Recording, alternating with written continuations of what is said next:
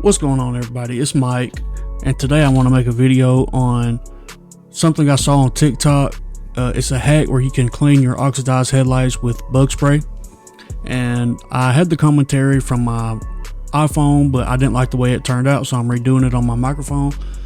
So I went to Walmart and I purchased this Repel Max 40% DEET bug spray. And what it says on the TikTok video is to spray it on your headlight and let it sit for about 2 minutes and then wipe it off with a paper towel.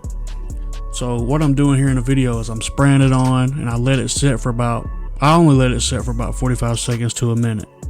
And then I wipe it off with a old microfiber towel I plan on throwing away.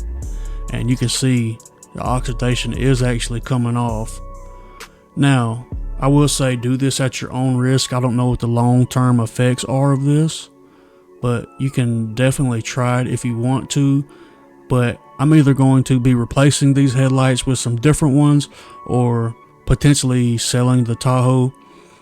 And I will say that you probably actually need to rinse your vehicle off and get all the rest of the overspray off of your fender and your hood and bumper, and even maybe your wheels and even the headlight itself. So as you can tell right here on the after, this is before I rinse it off or anything. This looks a lot better.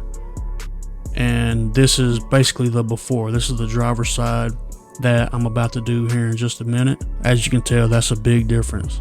So here I'm going to spray it all over the driver's side headlight, and I let this sit on this side for about 45 seconds to a minute as well, instead of the 2 minutes that it says, because it was a hot day. I didn't want this stuff to dry all over my vehicle, because I actually had just washed my vehicle. In a TikTok video I watched, all the cars look dirty like they haven't been washed yet, but I actually did wash mine before. And then I did this afterwards, and you'll see here in a minute that I go back and actually rinse off and dry off each panel and the headlight that the bug spray got on.